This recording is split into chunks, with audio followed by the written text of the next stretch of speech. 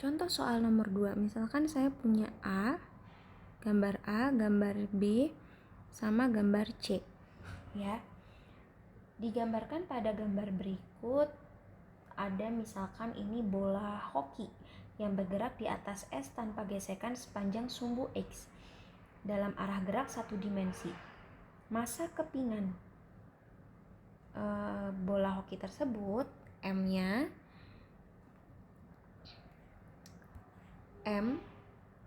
itu sama dengan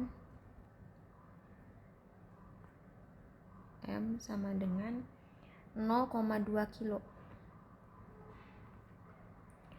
Nah, gaya F1 dan F2 diarahkan sepanjang sumbu dan magnitudonya. Nah, ini F1 sama dengan 40 Newton, ya.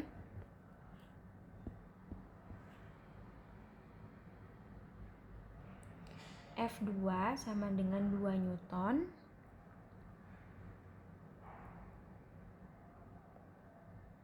Dan gaya F3. Ada gaya F3 yang dimana gaya F3 mempunyai sudut theta 30 derajat, ya, ini 30 derajat terhadap sumbu X, yang dimana besarnya itu adalah 1 Newton. Oh, ini bukan 40, sorry, 4 Newton. 4,0. 4 Newton.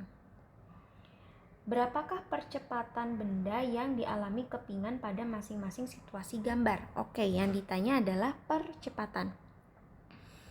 Ya, ditanya. Ini diketahui.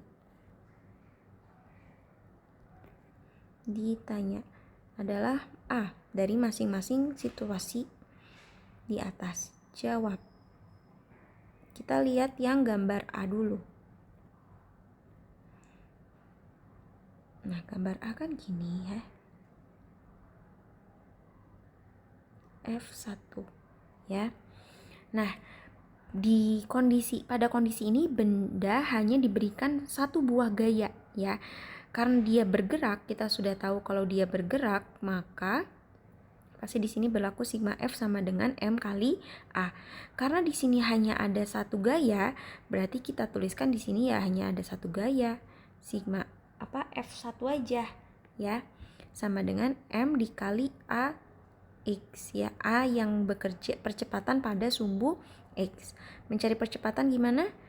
Tinggal dibagi, ya.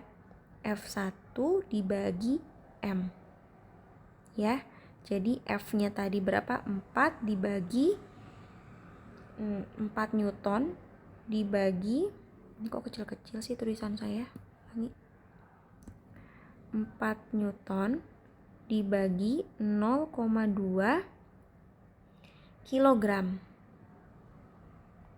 Ya. Nah, jadinya, ini supaya teman-teman tahu deh. Newton itu tadi satuannya apa sih? 4 kilogram per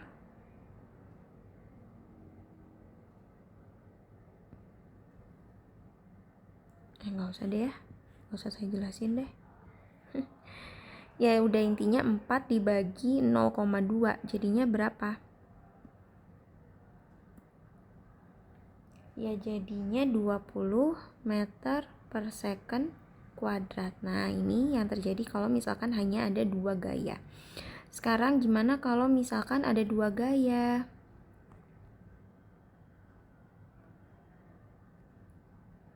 F1, ini F2, ya. Sama, sigma F sama dengan M dikali A, ya. Nah, sekarang gaya horizontal tadi kan bekerja pada kepingan, ya, pada benda. F1 arah sumbu X positif dan F2 pada arah sumbu X negatif. Di sini nggak diketahui nih arah percepatannya kemana. Kalau tadi kan, kalau kasus yang ini nih, ya, ini kan diketahui nih percepatannya arahnya ke kanan. Berarti kita tahu kalau arah geraknya ke kanan. Nah, kalau misalkan nggak diketahui, ya anggaplah berarti yang ke kanan itu positif, yang ke kiri adalah negatif, ya. Ya udah, berarti ini F1 dikurangi F2. sama dengan M dikali A. F1-nya berapa? 4 dikurangi 2 sama dengan 0,2 kali A. 2 sama dengan 0,2 kali A. Mencari percepatan, A sama dengan 2 dibagi 0,2. Berarti berapa? 10 ya. 10 meter per second kuadrat. Gitu. Nah, sekarang gimana kalau yang C?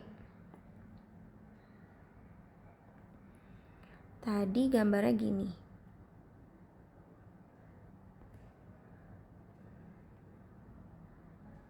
Ya. Terus ini ada F3.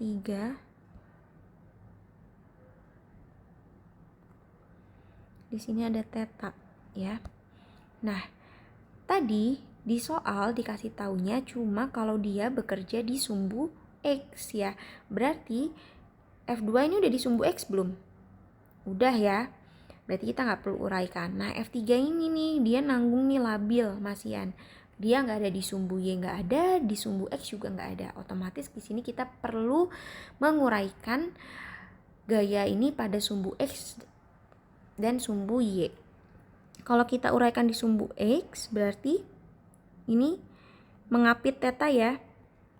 Kan untuk bisa ke sumbu X dia mengapit theta, jadi di sini F3 cos theta. Ya. Ini adalah F3X. Nah, kalau kita uraikan ke sumbu Y, berarti jadi apa? F3Y itu sama dengan F3 sin theta. Nah, sekarang kita perlu nggak F3Y?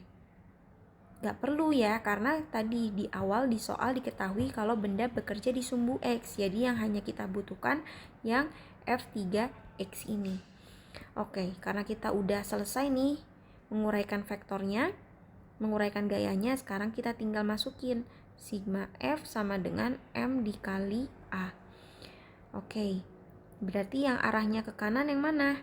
F3 cos theta dikurang F2 sama dengan M dikali A. F3 tadi berapa sih? 1 ya. Tetanya berapa tadi? 30. Ya. Jadi 1, F3 kan 1 kali cos 1 dikali cos 30 derajat dikurangi 2 sama dengan M. M-nya kan 0,2 kali A. Jadi mencari A itu sama dengan 1 kali cos 30 derajat min 2 per 0,2 ya. Cos 30 itu berapa cos 30? Cos 30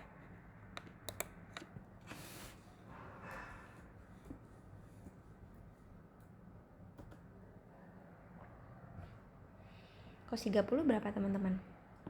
Oh, saya lupa kalau saya ngomong sendiri. Cos 30 itu setengah akar 3 ya? Saya sok lupa sih. Sebentar.